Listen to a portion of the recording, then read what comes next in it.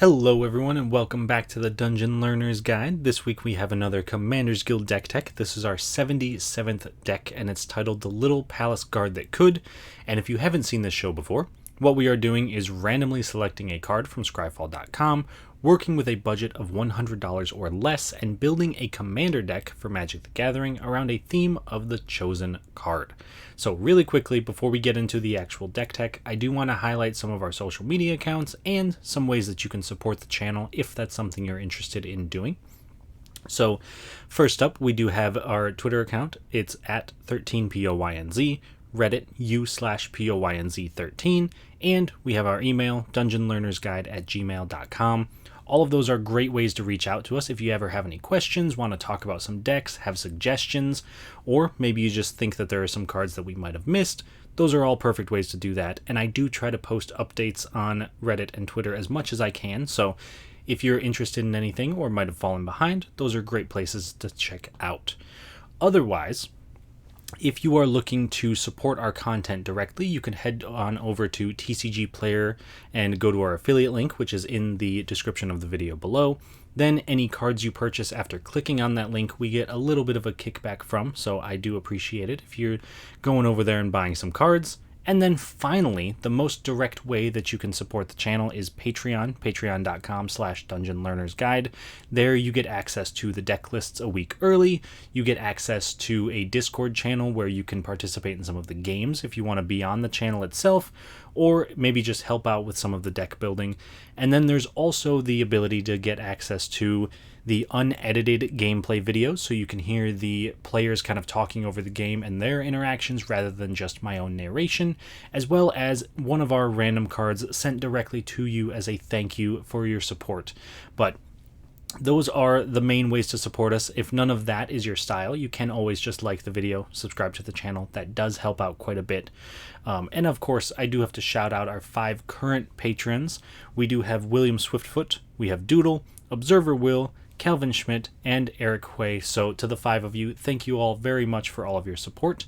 And without any further ado, let's jump into our deck tech. So first up, we got to talk about our random card of the week.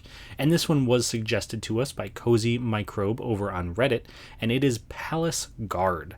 So Palace Guard is 2 and a white for a 1/4 human soldier that says Palace Guard can block any number of creatures. So a very unique card. There aren't too many cards that let you block multiple creatures with just one creature, so I wanted to try to do something with that, obviously, and that led me down a bit of a weird path. So let's talk about our commander so we can get the colors in there, and then I'll kind of explain what this deck is trying to do. So our commander this week is a commander that I really haven't seen too much since it was printed, and that's Drizzt Do'Urden, and he is 3 green white for a 3/3 elf ranger. He's got double strike, and when Drizzt enters the battlefield, create Guinevere, a legendary 4/1 green cat creature token with trample, and whenever a creature dies, if it had power greater than Drizzt's power, put a number of +1/+1 counters on Drizzt equal to the difference. So this is also, like I said, very unique commander. Haven't seen it too much, but it plays well into some of the themes that we're trying to build around. The first of which is making sure that we can block any number of creatures. Just like Palace Guard wants us to do, we need to make sure that we have as many ways to do that as possible, because Palace Guard's just a one-of in our entire deck, so we need some backups. That's where we get creatures like Wall of Glare, which is 1 and a white for a 0/5 wall that can block any number of creatures each combat. So we have a ton of these type of effects. Some of them come on creatures, some of them come on instant sorceries that are 1-turn effects, some are on enchantments that can enchant our creatures, but either way, we have tons of ways to do this, so almost assuredly we'll be able to do this at some point in the game. And our next theme actually takes what we're doing with Wall of Glare and Palace Guard and taking those kinds of effects of blocking any number of creatures and kind of reversing it. So that means that we are playing cards like Taunting Elf, which is 1 green mana for a 0/1 elf that says all creatures able to block Taunting Elf do so. So we want to use 1 creature to block everything that our opponents are attacking us with, and we want to force our opponents to use everything they have to block only 1 creature of ours, meaning the rest of our team can get through. And that is why, looking at Wall of Glare and Taunting Elf, that Drizzt is such a good commander for this deck, because Drizzt comes in and immediately makes a second creature, which has trample. So all we've got to do is get some form of effect like Taunting Elf, so that way, if it is specifically Taunting Elf, Guinevere and Drizzt both get through, or we can use our instants, sorceries, enchantments, just like we have with the Wall of Glare effects, to force our opponents to block Guinevere, meaning that Drizzt can always get through. And of course, we have a ton of other creatures that want to be blocking. We have a ton of other creatures that want to do the attacking. So that finally leads us to our third theme, which are creatures that want to be in combat, creatures that want to take damage, or ways we can benefit ourselves from a specific creature taking a ton of damage. So that leads us to Stuffy Doll, which is 5 mana for a 0/1 artifact creature construct. It has Indestructible. As Stuffy Doll enters the battlefield, choose a player. Whenever Stuffy Doll is dealt damage, it deals that much damage to the chosen player, and tap, Stuffy Doll deals 1 damage to itself.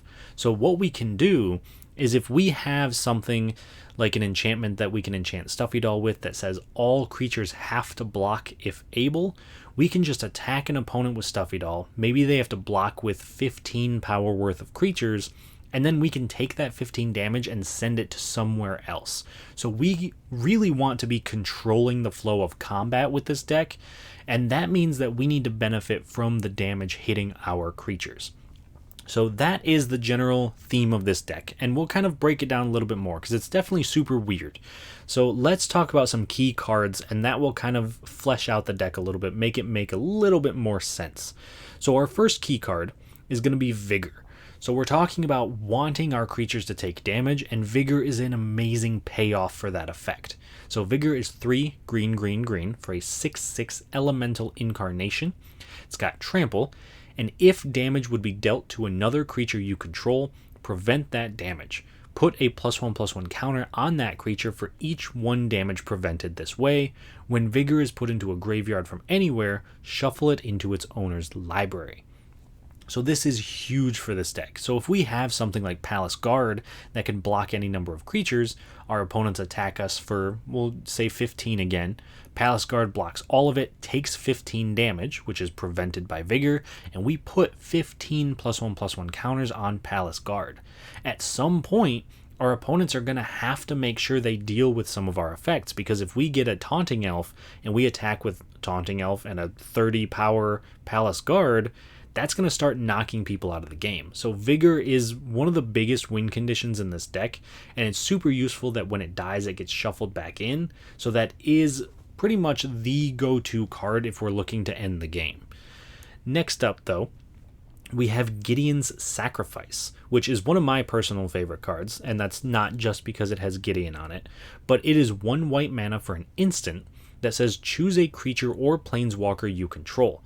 All damage that would be dealt this turn to you and permanents you control is dealt to the chosen permanent instead. So this is a great way to turn not necessarily our creatures into Palace Guards, but essentially turning them into Palace Guard effects. So if we have 1 creature on board and our opponents attack us with 30 creatures, we can just say no blocks, take all the damage, and before the damage actually happens, cast Gideon's Sacrifice to redirect all that damage to our 1 creature, presumably killing it, but saving us and making sure that we don't die. So Gideon's Sacrifice is a great way to get around things like commander damage, because it completely prevents it and redirects it. It's a great way to save some of our creatures if we want them to be saved. But notably, it's also nice because if we block with something, our blocked creature is still going to be doing the damage. So we could block something, kill it, and then still redirect the damage to one of our other creatures, making sure that whatever we're blocking with isn't the thing that dies. So Gideon's Sacrifice really just does a lot of stuff for this deck, and personally, I try to play it in a ton of white decks, so big fan of this card. And finally, we come to our last key card here. We have Godsend. So again, we're talking about benefiting ourselves from attacking and blocking. So that's where Godsend comes in.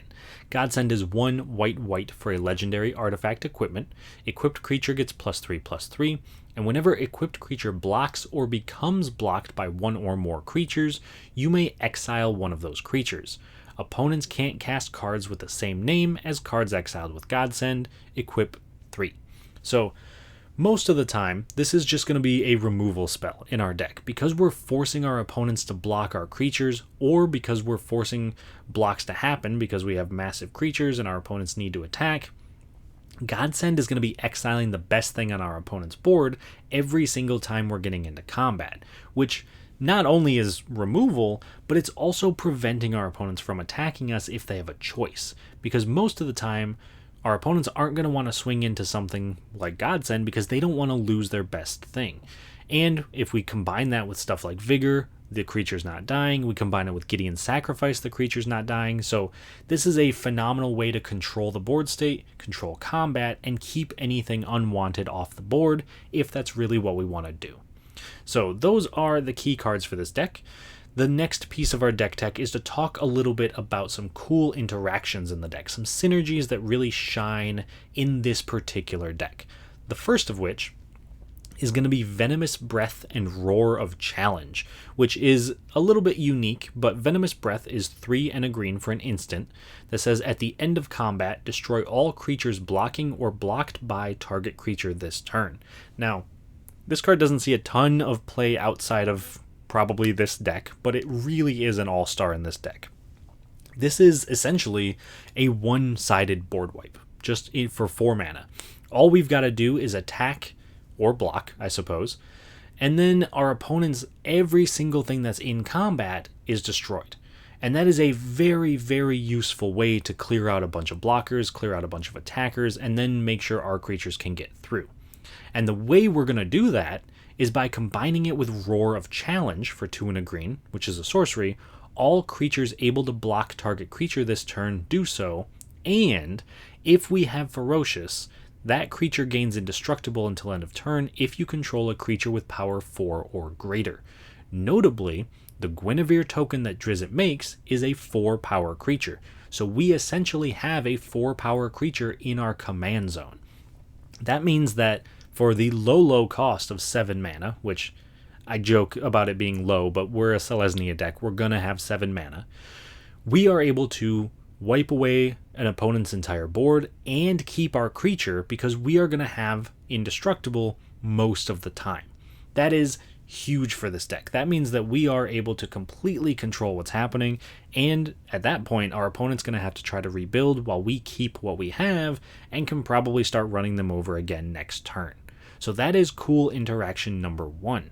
Cool interaction number 2 plays with Runetail, Kitsune Ascendant, and Iron Fist Crusher. So we'll start with Iron Fist Crusher. This is 4 and a white for a 2/4 soldier. Iron Fist Crusher may block any number of creatures, and it has Morph for 3 and a white, which means that we could play it face down. If our opponents aren't expecting us to have an effect like this, we can morph it face up, block everything, and then hopefully win on the backswing. And we're going to combine that with, like I said, Runetail, Kitsune Ascendant, which is 2 and a white for a 2/2 legendary creature Fox Monk that just says when you have 30 or more life, flip Runetail, Kitsune Ascendant. And the real reason this partners up is because of the flip side, Runetail's Essence. And that just says prevent all damage that would be dealt to creatures you control. So Iron Fist Crusher here really could be swapped out for anything like Palace Guard, anything like the Glaring Wall, but I wanted to use Iron Fist Crusher just because I think this card deserves a lot more play and should see a lot more play. But the idea here is that our opponents are never able to kill us with combat damage because there's no way for them to do damage to our creatures, and we have creatures that can block every single thing that attacks. So no matter what our opponents are doing, they have to remove either the creatures that can block any number of creatures without using damage, or they have to remove the enchantment. They cannot kill us otherwise, and that is an incredibly powerful thing when you're sitting down at a table that has a ton of attacking decks. So that is it for our cool interactions. The next piece of this is, of course, the budget of the deck. Since this is a budget show, we got to talk a little bit about how much the deck costs. And the total price of this deck this week is $85.90, which is not too terrible, especially considering we've looked at a couple of cards that are $7 like Godsend or $9 like Vigor. We have some very heavy hitting cards in here that cost a lot of money, but the vast majority of the deck is pretty cheap. Now, unfortunately, the most expensive card in here is Crescendo of War, 3 and a white for an enchantment that says at the beginning of each upkeep, put a strife counter on Crescendo of War.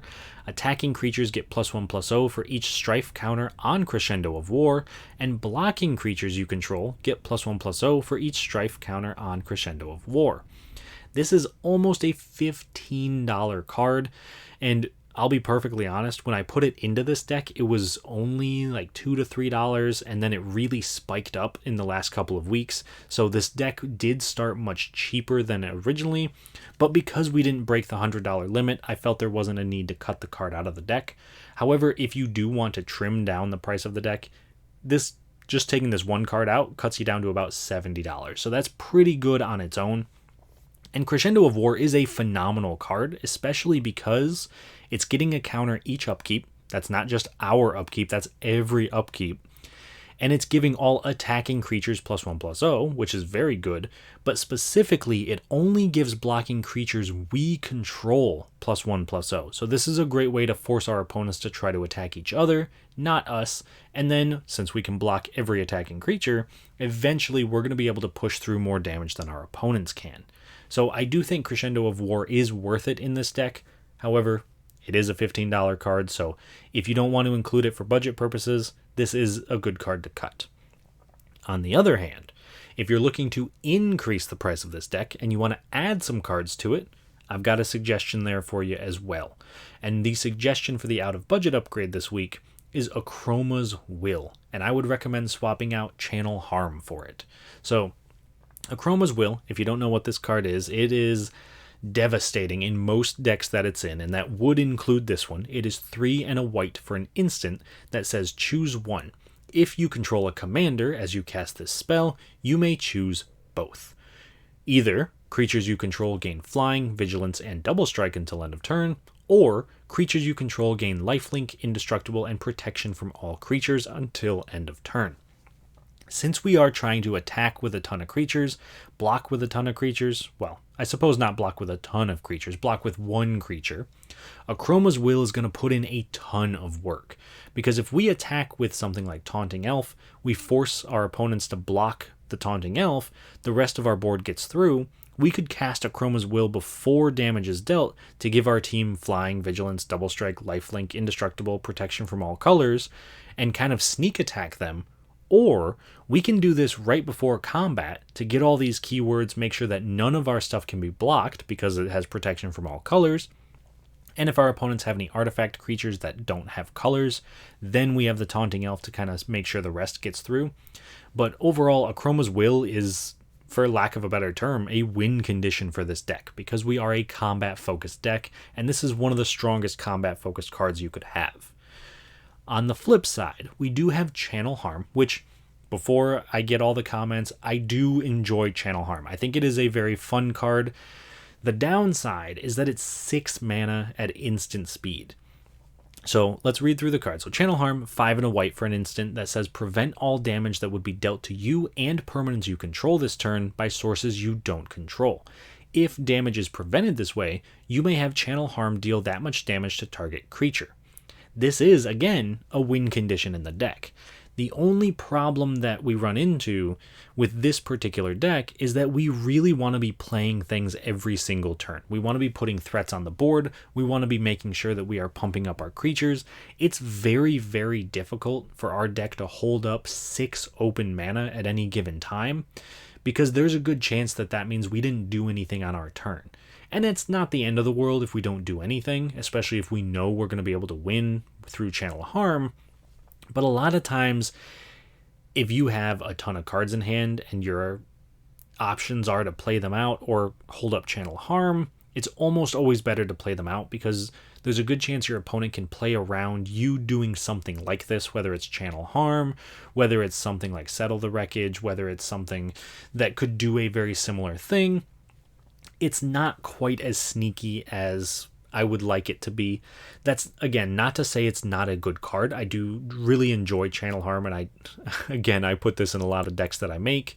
But if you have a choice between two separate win conditions, the 6 mana instant speed reactive effect is not quite as good as the 4 mana instant speed proactive effect. So I would recommend swapping that out if given the chance. Now, finally though, that does bring us to the end of our deck tech, and we have to do one more thing with this deck. We have to see how this deck performs in an actual game. And so this week, we are running it up against 3 opponents. We are playing against Bilal, who is playing Sir Gwyn, Hero of Ashvale, Shawn, who is playing Brina, the Demagogue, and Jason, who is playing Azuri, Claw of Progress.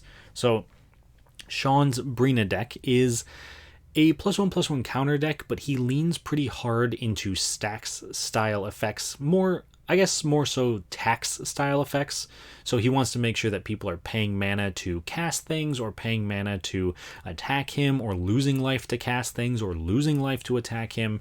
So he also, in a way, wants to be controlling combat, and I think that's going to put us a bit at odds, but I'm hoping we don't have to attack with too many creatures to kind of get through the tax effects, and we can make sure that we're always blocking whatever it is he's sending our way. So I think we'll be okay against Brina.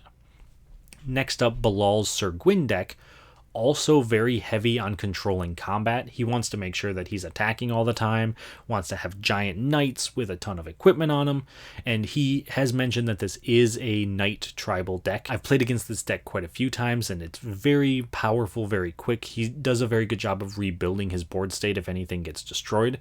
So I think out of all of these, this is probably the one I'm most scared about, just because I know the power of Sir Gwyn, and because Sir Gwyn has Menace. This is something I didn't mention in the deck tech, but Menace kind of gets around some of our effects. Palace Guard can block any number of creatures, but because Sir Gwyn has Menace and they need to be blocked by 2 creatures, Palace Guard can't block it, no matter what, unless we have 2 creatures on board. So I think, unfortunately, Sir Gwyn might find a way around some of our tricks, which, if that's the case, kind of ruins our plans.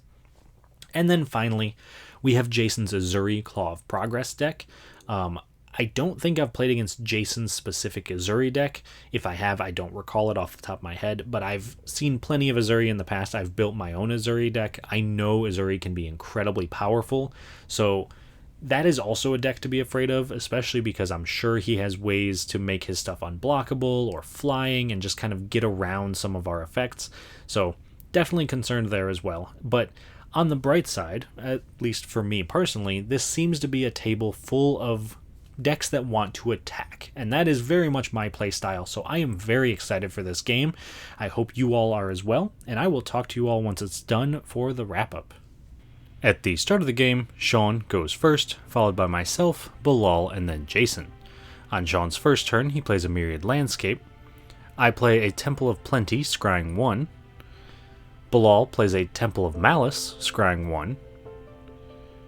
Jason plays a Forest and casts Llanowar Elves. Shawn plays a Swamp and casts Orzhov's Signet. I play a Command Tower and cast a Hungry Lynx, which has protection from rats, creates a 1/1 rat token with Death Touch under an opponent's control in my end step, and also puts a +1/+1 counter on all rats I control when a rat dies. This turn, I give Bilal the rat token. Bilal plays a Bright Climb Pathway. Jason casts a Thought Vessel, gaining no maximum hand size, and plays a Rimewood Falls. Shawn plays a Plains and casts his commander Brina the Demagogue, allowing any player that attacks one of his opponents with more life than another opponent to draw a card, while he gets to put 2 counters on a creature he controls. I play a Field of Ruin, and then in my end step I give Jason a rat token. Bilal plays an Exotic Orchard and casts Worn Power Stone. Jason casts his commander Azuri, Claw of Progress, getting an experience counter whenever a creature with power 2 or less enters under his control, and allowing him to put X +1/+1 counters on target creature when he goes to combat, where X is the number of experience counters he has. He then attacks Bilal with 1 with his rat and passes. Shawn plays a Plains and casts Hushbringer, preventing abilities from triggering if they're caused by a creature entering or leaving the battlefield. He then attacks Jason for 1 with Brina, triggering herself, so Shawn draws a card and puts 2 +1/+1 counters on the Hushbringer. He then sacrifices his Myriad Landscape to search his library for 2 basic lands, putting them into play tapped. And at the end of turn, I cycle an Angel Song. On my turn, I play a Forest, and then at the end of turn, I give Shawn the Rat token. Bilal plays a Pillar Verge Pathway and casts his commander Sir Gwyn, Hero of Ashvale, allowing him to equip Knights for free and also draw a card and lose a life whenever he attacks with an equipped creature. Jason plays a Lumbering Falls and attacks Shawn for 1 with his Rat. Then, second main phase, casts Incubation Druid but doesn't gain an experience counter thanks to the Hushbringer. On Shawn's turn, he casts Nil's Discipline Enforcer, allowing him to put a +1/+1 counter on a creature that each player controls in his end step, and also forcing his opponents to pay X to attack him, where X is the number of counters on the creature attacking. He also casts Parasitic Impetus on Sir Gwyn, goading it and giving it +2/+2, making Bilal lose 2 life when it attacks and gaining Shawn 2 life when it attacks. He then moves to combat, attacking Bilal for 3 and me for 1 with Brina, triggering herself, drawing Shawn a card, putting 2 +1/+1 counters on Nils, and then, when Hushbringer deals damage, he gains 3 life thanks to lifelink. In his end step, he puts a +1/+1 counter on Brina, Hungry Lynx, Sir Gwyn, and Jason's Rat token. On my turn, I play a Plains and cast Guardian of the Gateless, which can block any number of creatures and gets +1/+1 for each creature it's blocking. I move to combat, attacking Jason for 3, triggering Brina, so I draw a card, and Shawn puts 2 +1/+1 counters on Brina. Then, in my end step, I give Shawn another Rat token. On Bilal's turn, he plays a Mountain, and then casts Sigarda's Aid, letting him cast auras and equipment at flash speed, automatically equipping them when they enter. He also casts Thran Dynamo, and then casts Colossus Hammer, equipping it to Sir Gwyn, giving her +10/+10. He moves to combat, attacking me for 18 commander damage with Sir Gwyn, triggering his commander and Shawn's. This has him drawing 2 cards and losing 3 life, while Shawn gains 2 life and puts 2 +1/+1 counters on his Rat token. Then in Bilal's second main phase, he casts Soul Ring, and at the end of turn, Jason casts a Growth Spiral, drawing a card and putting a land into play from his hand, but unfortunately doesn't have a land to play. On Jason's turn, he casts a Suspicious Stowaway, letting him draw a card and discard a card whenever it deals combat damage to a player, casts a Trigon Predator, and then moves to combat, attacking Bilal with his Rat token, but Bilal blocks with his own Rat token, killing both creatures, and not putting any counters on my cat because of the Hushbringer. Shawn casts Kunaros, Hound of Athreos, preventing players from casting spells from their graveyards, and also casts Windborn Muse, making each player pay 2 mana for each creature that attacks him. He then moves to combat, attacking Jason for 5 with Hushbringer, and Bilal for 4 with Brina. This triggers Brina, letting Shawn draw a card and put 2 counters on the Windborn Muse. Then, Shawn gains 5 life thanks to the Hushbringer doing combat damage, and in his end step, Nils triggers, putting a +1/+1 counter on Guardian of the Gateless, Sir Gwyn, Trigon Predator, and Brina. In my turn, I play a Canopy Vista, and cast my commander Drizzt Do'Urden, not making a Guinevere token because of the Hushbringer. Then, at the end of turn, I give Jason a Rat token. Bilal plays a Mountain, and casts Knight Exemplar, giving his other knights +1/+1 and indestructible. He moves to combat, attacking me for 20 with Sir Gwyn, and I block with Guardian of the Gateless and Hungry Lynx, but before damage, I cast Gideon's Sacrifice to redirect all damage to Drizzt instead, killing my commander. On Jason's turn, he attacks Shawn with Trigon Predator, paying 3 for the tax effects. Unfortunately, Shawn calls his bluff, blocking the Predator with the Windborn Muse, killing Jason's creature. On Shawn's turn, he plays a Swamp, and then casts Ghostly Prison, making each opponent pay 2 more mana to attack him. He moves to combat, attacking Jason for 5, Bilal for 4, and me for 4 with Brina. This triggers his commander, drawing him a card and putting 2 +1/+1 counters on Kunaros. I block with Guardian of the Gateless, which makes it a 5/5, not killing either creature, while Jason and Bilal take the damage and Shawn gains 5 life. Then in Shawn's second main phase, he casts Kambal, Council of Allocation, making each opponent lose 2 life when they cast a non-creature spell, while Shawn gains 2 life. At the end of turn, Nils triggers, putting a counter on Kambal, Hungry Lynx, Sir Gwyn, and Suspicious Stowaway. On my turn, I cast Vigor, preventing all damage that would be dealt to other creatures I control, and instead putting that many +1/+1 counters on them. Then at the end of turn, I give Jason another rat. Bilal cycles a Savai Triome, and then plays a Smoldering Marsh before moving to combat, attacking Jason for 21 with Sir Gwyn, triggering both his commander and Shawn's. This has Bilal losing 3 life, drawing 2 cards, while Shawn gains 2 life and puts 2 counters on his rat token. Then Jason blocks with his 2 rats, killing them but taking no damage. In Bilal's second main phase, he casts a Cavalier of Flame and also casts a Hero of Bladehold.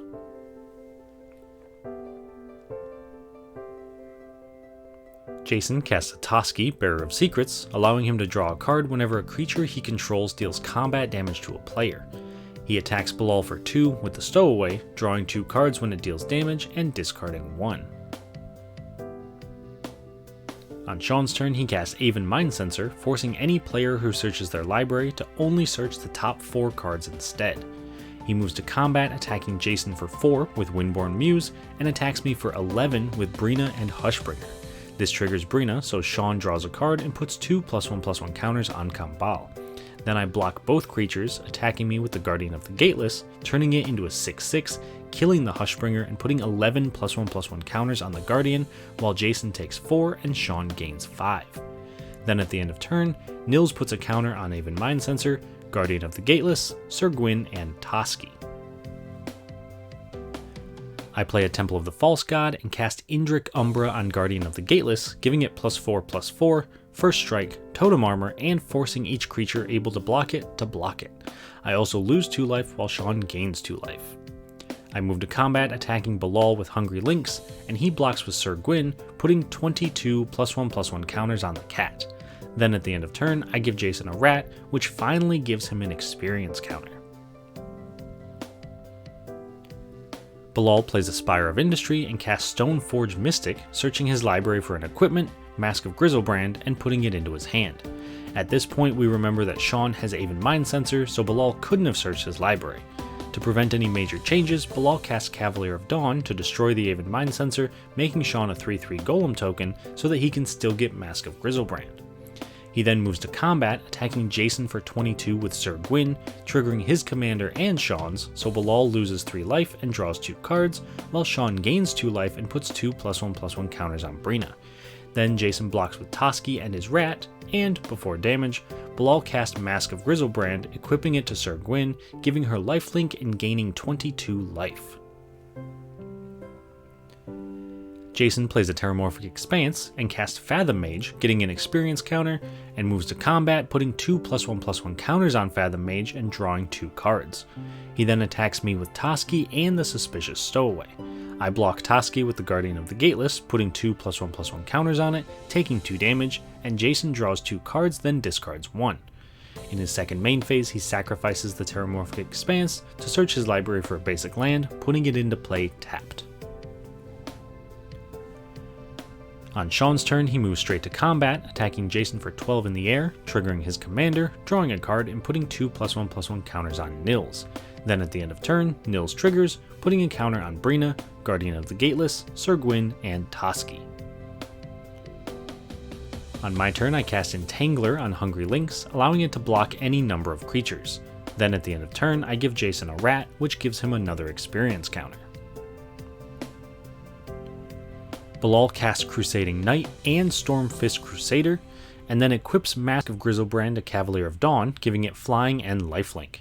He moves to combat, attacking Jason for 4 with the Cavalier, and me for 23 with Sir Gwyn. This triggers Brina and Sir Gwyn, letting Bilal draw 3 cards and lose 4 life, while Shawn draws a card and puts 2 +1/+1 counters on Brina. Then I block with the Guardian and the Lynx, putting 23 +1/+1 counters on the Guardian, while Jason takes 4 damage and Bilal gains 4 life. After combat, Bilal re-equips the mask to Sir Gwyn and passes.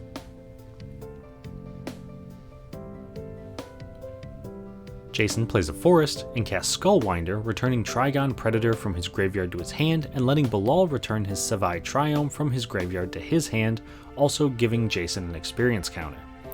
He then moves to combat, putting 4 +1/+1 counters on Fathom Mage and drawing 4 cards. He attacks Bilal with Toski and me with the Stowaway, triggering Brina, so Jason draws a card, and Shawn puts 2 +1/+1 counters on Brina. Bilal blocks with Sir Gwyn, gaining 23 life, while I take 2 damage. Then Jason draws 2 cards and discards 1. In his second main phase, he casts a Cloudfin Raptor, gaining an experience counter, and also casts Trigon Predator, gaining another experience counter and evolving the Cloudfin Raptor.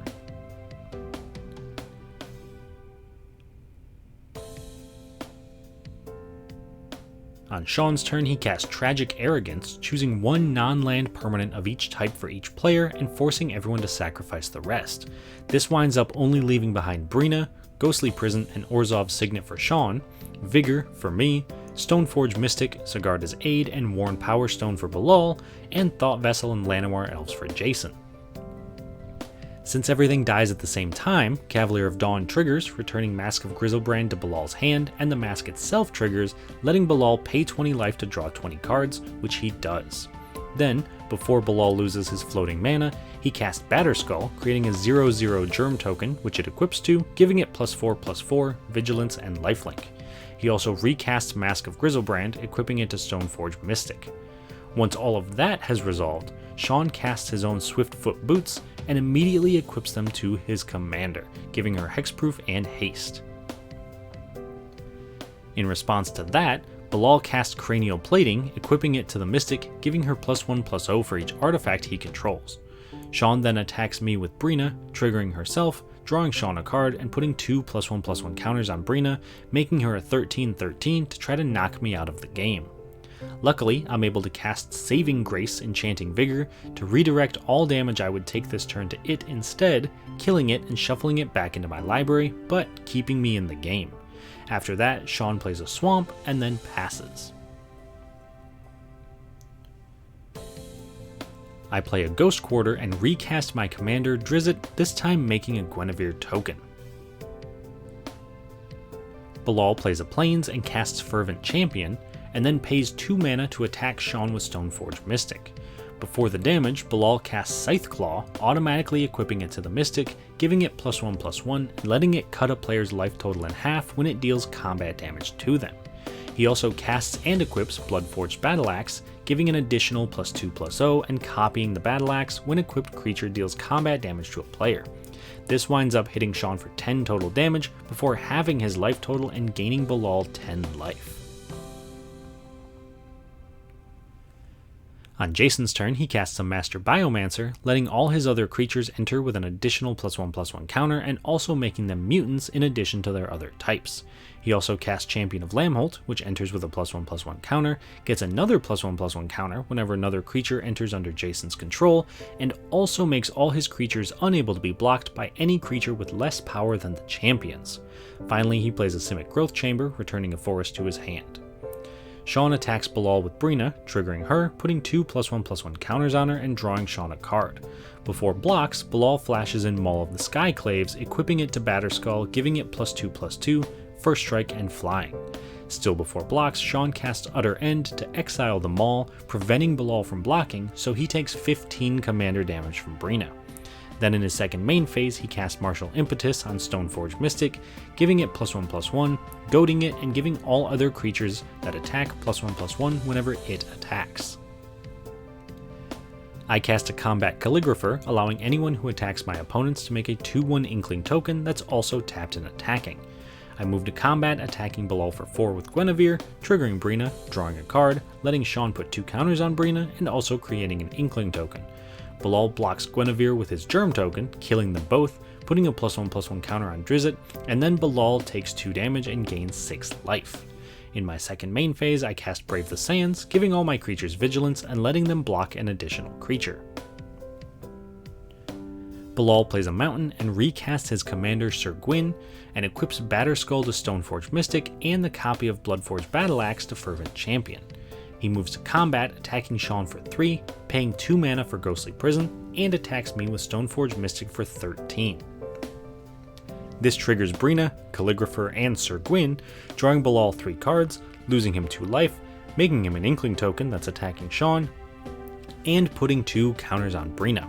I block with Combat Calligrapher, and before damage, Bilal flashes in Lucille, equipping it to Fervent Champion, giving it +2/+0 in Menace.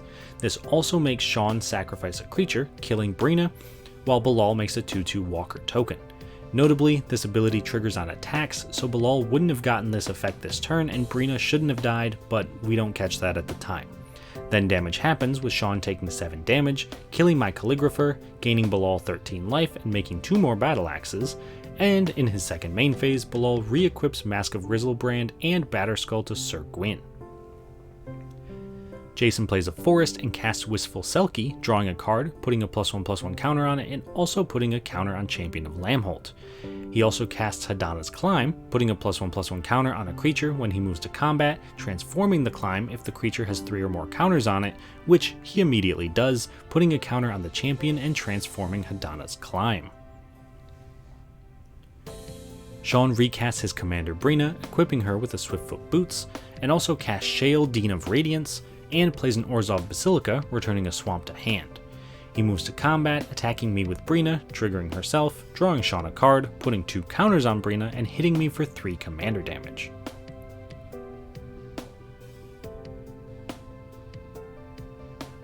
On my turn, I play a Forest, and then cast a Breaker of Armies, making each creature block it when it attacks if able. Bilal re-equips all of his equipment to Sir Gwyn, and activates Stoneforge Mystic, putting Sword of Body and Mind into play, equipping it to Sir Gwyn, giving her +2/+2, protection from green and blue, and also allowing him to create a 2/2 Wolf token and mill an opponent for 10 when she deals combat damage to them. He then attacks Shawn for 32 total damage with Sir Gwyn, knocking him out with commander damage, gaining 32 life, and making a Wolf token, as well as 4 more Battle Axes. Second main phase, he plays a Tournament Grounds and passes.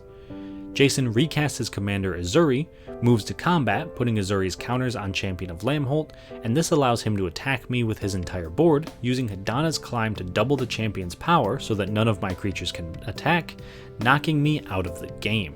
Then, since Jason has no way to stop Bilal, he's able to untap and do 32 more commander damage to Jason with Sir Gwyn, winning Bilal the game. Alright, so that was a sweet game. Definitely very cool to see all of the decks kind of do their thing. Brina really went off for a little while. Sir Gwyn also. And Azuri didn't do too much in the beginning, but at the end had a very powerful board state. And Drizzt unfortunately didn't get to do too much, but at the end there was a specific moment when I had the Breaker of Armies, and if Jason had actually let me block and killed the Breaker of Armies instead of killing me, I think there was a chance that I could have killed Bilal, because I was going to be able to take all the counters off Breaker of Armies, or I suppose not counters, put all the counters onto Drizzt from Breaker of Armies, making Drizzt a 10/10, being able to pump him up +6/+6 with a card that I had in hand, and then also forcing Bilal to block the Inkling token with Sir Gwyn, meaning that I think I could have hit Bilal for 20 plus commander damage and knocked him out of the game, again provided he had no removal, but that's the kind of stuff that this deck wants to do. And it was nice to see it shine with vigor early on in the Guardian of the Gateless, being able to make just a ton of counters on some creatures, some very big creatures, and really do what the deck wanted it to do. We didn't get there in the end, but it still showcased its power and its uniqueness, so I think that was very fun.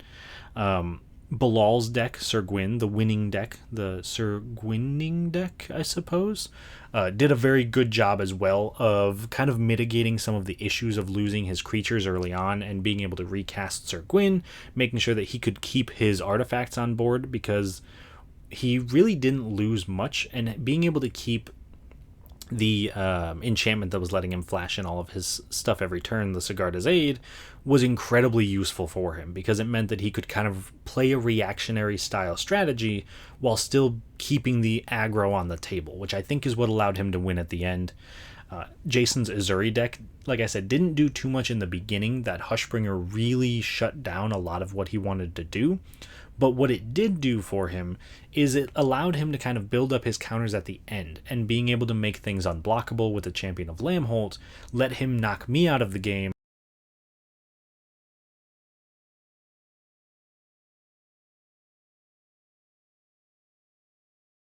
from a point where he probably might not have been able to do that earlier. So very cool showing by Azuri.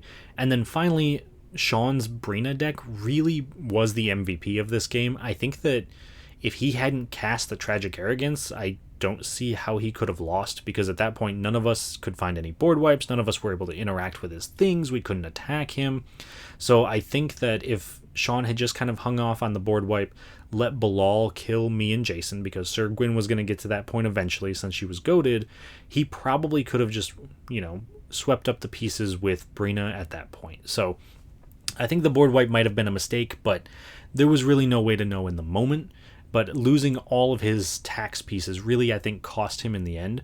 But even still, he still almost got there with Brina. And if we had found a way to kill Sir Gwyn or prevent the flying in that last turn before Shawn died, he had the power with Brina to knock Bilal out of the game. So really could have been anyone's game. Overall, though, very fun. Had a good time with this one. I hope you all enjoyed the game. I hope you all enjoyed the deck tech. If you have any suggestions for future cards that you would like to see turned into decks, whether they're good cards, whether they're bad cards, and you just want to give me a challenge, I'm happy either way. So please do send me those in the comments. Send them to me on Twitter, Reddit, email, whatever you've got, and I'm more than happy to look into them. However, I do have to state, the only way to guarantee that those are made into videos are to join the Patreon. Every other suggestion that I get, I will do my best to get to, but I can't guarantee it the way I could if you were on Patreon. So thank you very much to everyone for watching the video, and like I said earlier, hope you enjoyed it, and I will see you all on the other side of the Dungeon Learner's Guide.